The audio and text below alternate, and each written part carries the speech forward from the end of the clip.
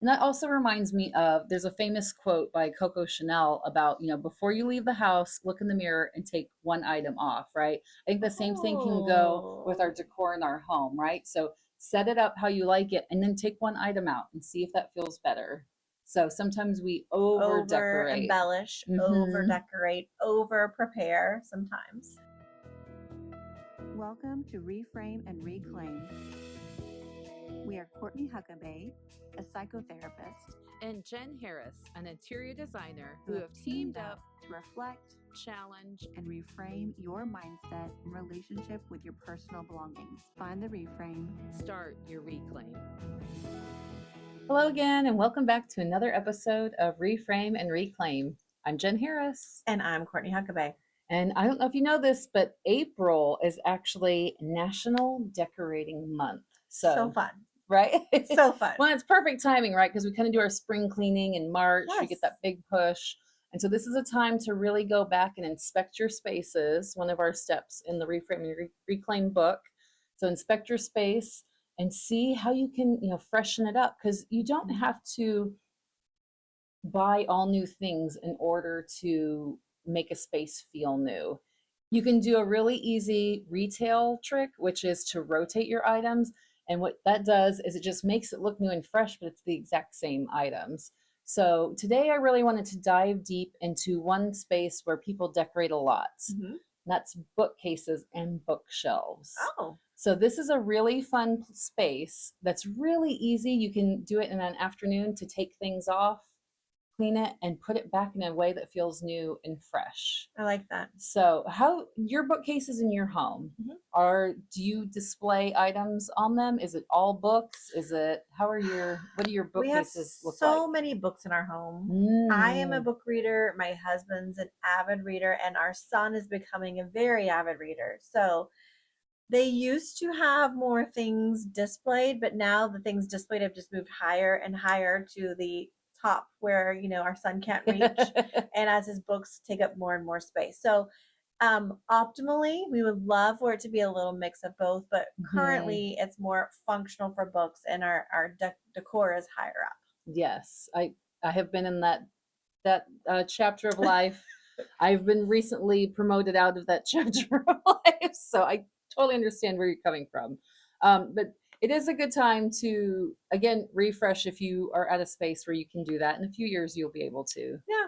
And what we try to do with our books is make sure they're organized well. So, Mhm. like, my son's book all stay on his shelf, and my husband's books go to his shelves. Mm. Or I may take some books out that I've already read, or I know I'm not going to read again, and donate them. So we do that every few months. So you guys organize your shelves by the end user. Yes. It sounds like. Mhm. Other ways to organize your bookshelves. One, I think it's kind of controversial way is a few years ago, everybody was turning their books backwards, right? And so you would just see the pages of the books. So that way it gave a really Oh, uniform, clean, like white or cream colored display.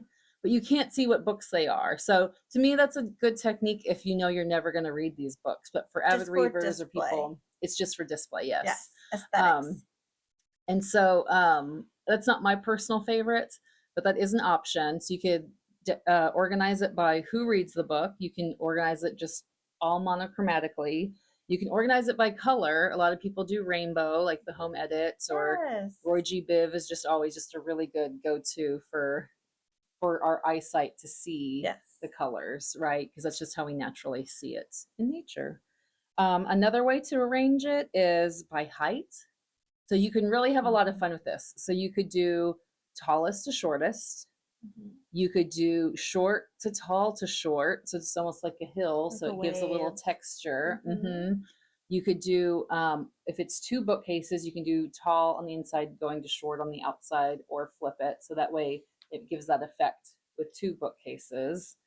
You can also organize it by author or by title. If you want to do it alphabetically, that takes a little bit more time.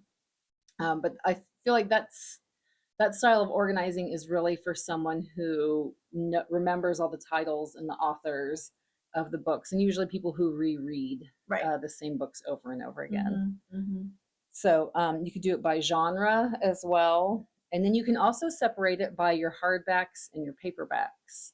And so that also gives you a nice visual clarity too, because usually your paperbacks are about the same height and your hardbacks tend to be the Yeah. same dimensions. I'll say in our So. office, we do have a bookshelf for therapists to use, and we have a bookshelf for our clients to use, like if we're doing bibliotherapy with any children. And we Mm. have it organized by genre. So we may have like emotions, and we may have mindfulness, we may have families, we may Yes. have, challenges or, different things like that. So I definitely find myself being more of a functional organizer. Like, use of things or how to find things easily or making sure that things are grouped in Mhm. functionality. But I love the idea of like an angular or like a shape to just like the books. That sounds Yes. fun. Another thing you can do, we do like in my kids' bookshelf, is we'll stack all the books of like a similar height together, and then we'll take another collection, so a grouping. Ones I really like is like little golden books Oh because the spines are all yes, gold and pretty, yes, right? And I turn those horizontally, and so that makes a nice just gold block yeah, and breaks it up, and then it also acts as a bookend, so it holds the other true. books in places. But doing little mini collections like that, if you have a whole series of books, stacking them horizontally Mhm. is also a really nice way to display. A little visual appeal. Yeah, and just add some variation. Has Mhm. lets your eye move through the bookcase, and then I find that's easier to find books because your eye is having a place to land Mhm. instead of Mhm. just like book, book, book, book, book. And that also goes into giving yourself some space in your bookcases. Don't stack them all the way full if you can. Sometimes that's not always an option. My kids' room, it's not an option. But really trying to only fill it, kind of go back to that 80-20-20 Mhm. rule. I would say like 70 to 80%, give it some openness. And then you can really play with that and choose a theme, like have something to display. So you could do it with painting the backside of your bookcases, Oh maybe it's with a yeah. pop of color. I've done patterned wallpaper, which is really fun. Really nice way to just add some visual interest Mhm. and some texture. You can also display like all one color. It's like this shelf is only going to be all white items or all black items, or A pick any color. So monochrome. do a monochromatic Mhm. color scheme. Another theme you could do is showing a collection, right? So my stomach is like, I need a collection of food to be put into me. Me too. But maybe it's, a collection of your favorite things, Yes. things that you display in your office, or all travel souvenirs, or maybe it's things you found on the beach or in the Mhm. forest if you go Mhm. hiking a lot. So I think that's also a fun Yeah. way to give the bookcase a uniform look without it necessarily being all books and not necessarily all being the same item. So I also like to, going back to like putting a pattern on the back of the bookcase. You can also do this just with artwork, right? So you can layer pieces of artwork on top of each other, or you see it a lot in kitchens where people layer cutting boards, right, on countertops.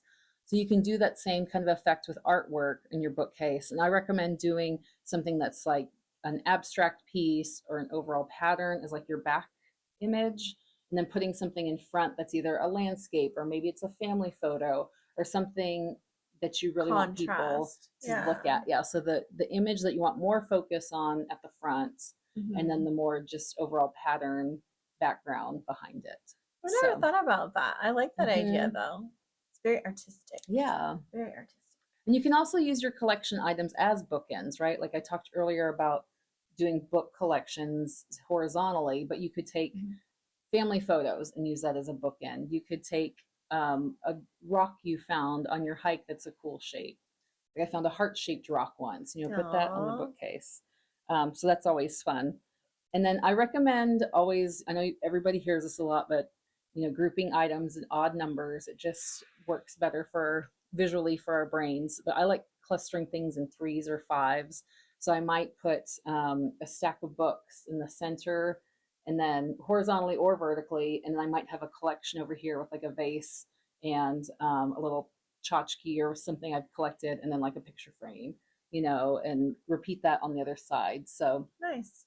and you can do it really symmetrical if you like really orderly looks in your home and aesthetics, or you can do it asymmetrical and have more variations. Mhm. So it's really open to interpretation of what you like, but you just have to find, the main thing is finding items that you love and being able to display them. And then when people come over, they're going to look and be like, oh, what's this about? Tell me the story of this item. Why is this out? And And so, I really love how you're talking about you don't have to go and buy all this yeah, new no. decor. You can, what we've done for artwork and stuff is when my son makes a new drawing or artwork, we like display it in our picture frames and he gets to choose what picture is displayed each time. But like, if you find something or if you get a Hmm. souvenir on a trip or something, that can be your display of art or your display of decor. And we've done that so much in our Yeah. house. Like a lot of times when we travel, we bring home a painting or we bring home a cutting board or we bring home a shell, and then it becomes part of what we display. And there is the story that you tell, Hmm. which is super fun to remember all those memories. And then as you're walking by, you'll spot it and be like, oh, I remember that. And they'll just quickly bring up that memory. It's just a little pop of joy, a little pop of, happiness as you walk Yeah, by. I like that a lot. Whereas before it's just a sea of books and, it's all Mhm. one, visually it looks like all one item. And so you're not really Yeah. seeing the specific items and really acknowledging those. And our brain, like you say, chunks, like our brain Mm-hmm. really only is able to like chunk about 7 things at once. And so if you have like 20 books, it's harder to kind of differentiate each of those. But I love your idea of 3, 5 different Mm-hmm. things in a grouping. And then that way you can really display and see and highlight each of those things without them getting lost. And this is, if you do this, it might take a lot of editing and it might take a lot of evaluating and really, calling it down to what you really love and what you really want to display. But it really does, at the end of the day, feel better because it feels like you. It feels like it's telling a story. It feels like Yes. more like your home and not just a bookcase with books in it. Yeah, I love that so much. And I will say, for us, when we have gone through our January decluttering challenge, we've gotten rid of a lot of decoration that really has just been placeholders. Mm-hmm. And so, as we have emptier spaces, we're kind of sitting and evaluating, what we want that space to feel like or what we want that space to look like. And it's okay to have things that are undecorated, and then making sure you find something that really fits the space instead of just having a space holder. Yes, yes. And just because you have space doesn't mean you have to fill it. Yes. That's another big thing. So some ideas for, adding some decor items in. Again, we talked about themes, but I would limit your colors to 3 to 5 colors. I would, unless you're doing like a whole rainbow and then you're going to be covering all the colors. But if you simplify your color palette, that also helps to tell another story. And then you can layer in different materials. So maybe you layer in some colored glass to add pops of color, or maybe you layer in, some natural baskets and woven things and plants, and that way you can add some more texture and visual interest without with staying in that theme and color story. And I think the idea of the colors, like we've talked about before, is, colors, there is a psychology of colors too. So if you want your room to be vibrant, what are those Mm-hmm. vibrant, vivid colors? If you want your space to be calming, what are some of those more calming, soothing things? And if you want your place to feel energized, what are you doing in that space? And so making sure it feels how you want it to feel when you're in that space too. Yes. And there's lots of, hacks online and things you can see where people have added arches to their bookcases or added molding to make it look like a true built-in. Like they'll take an IKEA bookcase and make it look like it's a custom built-in. So there's lots of things like that where you can add more visual interest. And maybe if you don't like a pattern on the back, you add, some board and batten or just some, other shiplap. They have really they have the large sheets that they sell at just any home improvement store. You can easily layer on the back. So I just think bookcases are a really nice landing spot for your eye. It's Yes. a really nice space to tell a story and make your home feel however you want it to feel. Again, whether it's vibrant and Yeah. bright or Yeah. it's warm and cozy, um, it just helps to tell that story. Another trick that a lot of people don't think about as well is ugh, instead of pushing books to the back of the bookcase, if you pull them to the front, then it fills that space more. You don't have to dust quite as much, but then it Oh. brings everything forward, and then it just gives a little bit more impact. So I like that. Yeah. I will say, like, I like the idea of like just talking specifically about bookshelves because, like you said, it doesn't just have to hold books, it can hold, pictures and Hmm. mementos and memories. And it really is functional. And so many people use shelves in their home, whether it's, a bookshelf they bought or built in shelves. And so I love that you can repurpose them with just what you have in your house by Yes. taking something, like you said, we're just reviving it or we're changing the aesthetic by using what you already have in your home.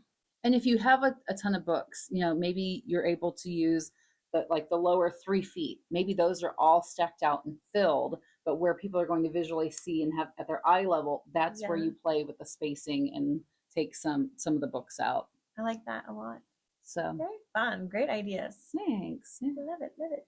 Is there any certain space in your house that you tend to decorate more in the spring or that you like to have empty in the spring? 'Cause I know sometimes a lot, like with Christmas, it's all about maximalism and kind of overdone. And in the Mhm. springtime, a lot of people want to pull back and just have clean surfaces and not a lot of visual clutter. I will say one thing that I've learned as I've become an adult is there's a lot of wonderful decorators in this world. I am not one of them, but I do love just like simple things that I can keep out all year long. And so Mm. the only time I actually change my decor is typically with the holiday seasons. However, this last year, since the beginning of the year when we did our declutter challenge, we're actually revisiting the actual just daily decor. And so that's been really Mm. fun for me is, living with a space that is clear and like evaluating how it feels and what I envision that I want in that space, whether it's, picture frames or mementos or a new portrait on the wall. And so we've actually have a lot less decoration in our house right now. And I'm feeling like more grounded in the house. Mm. So I don't want to add anything at this moment that is just like an impulse ad. I really want to make sure it feels calming and soothing and like refreshing when I walk in. I've been really feeling that in the house and I want to continue that. So It's very intentional. Yeah. very intentional. And when we do find something, I'm excited that it'll fit and be there. But as we move one thing, there's like another space we're like wanting to redo. And so we haven't purchased anything new for our house, but we are definitely taking things out Mm. and down, which has been something we haven't done for 6 years, which is fun. Yeah. It's very fun. And it's amazing too. Like that was another big reframe and takeaway when we were writing the book is taking the time whenever it's all cleaned out and empty to really sit in it. Because I'm a recovering maximalist. I'm not a minimalist by any means. And so being able to sit in the empty and appreciate it and really reflect that my brain is calmer when there's less there Mm-hmm. and leaning into that and Definitely. then again decorating with more intention and saying okay, well, what is this going to look like? And that also reminds me of there's a famous quote by Coco Chanel about before you leave the house, look in the mirror and take one item off, right? I think the same thing can go with our Oh, decor in our home, right? So set it up how you like it and then take one item out and see if that feels better. So sometimes we over over decorate. embellish, over Hmm. decorate, over prepare sometimes. And you can take all these tips and stuff that we've shared today, and you can apply it to anything besides just bookcases. Maybe it's a countertop by your coffee, or Mm-hmm. maybe it's your dresser in your bedroom where you just have a tray with like your perfumes and you group your perfumes and chapsticks and three your lip glosses. So there's a way to aesthetically arrange your items that feels and looks better. So It feels good. I think yeah. that's the most important part of your home is does it feel like you? Like when I first moved into my home, I wasn't a mom and I had lots of different decor. And now we have new items in our house and a new person in our house. And I'm in a new chapter of life. And so the things that I used to have in my home don't always continue to in my Hmm. next chapter of life. And that's okay. It's not that it was bad before. It's just Right. I want to make sure that everything reflects how I feel and what I want to be in my house. The same as your closet would, and the Yes. clothes you wear, and your hairstyle, and the fashions of, the culture. Is this a fashion I want to follow, or I want to be more comfortable. And so I think it's really important not to compare with what everyone else is doing. And not Uh, even compare to yourself from the past right, either. right, and it is hard, but you know what? Some people are, getting new decor every year. And I think it's Mhm. wonderful if that feels right and fits right for you. For me, it's not. And so it's okay to take something that maybe from the consignment store that I find is beautiful, or maybe I go and I'm reusing something in one room and moving it to another room, or taking things down and out and not replacing it. Those are also other ways to redecorate and revitalize a space. Mhm. I helped a client once who collected globes from all over because they were a pilot, and so their family used to collect globes from different places they traveled. And so this bookcase is a big double bookcase, and it was just all globes mixed in with books, and it was so visually impactful. Really told the story of their career and their family and the travels they went on, and it's fun and it's Yes. just fits them to a T. So Not me in my home. I'd probably be overwhelmed with all the globes. But again, not my story, not my mhm. home, not my chapter. And I think it's really important that you think of that for yourself too. Yes. So this month, April, as you're celebrating National Decorating Month, what space are you going to redecorate, revitalize, or keep as is? You're just going to refresh it a little, or Yeah. do you already have it set in a happy way that you love and enjoy? So it's all up to you.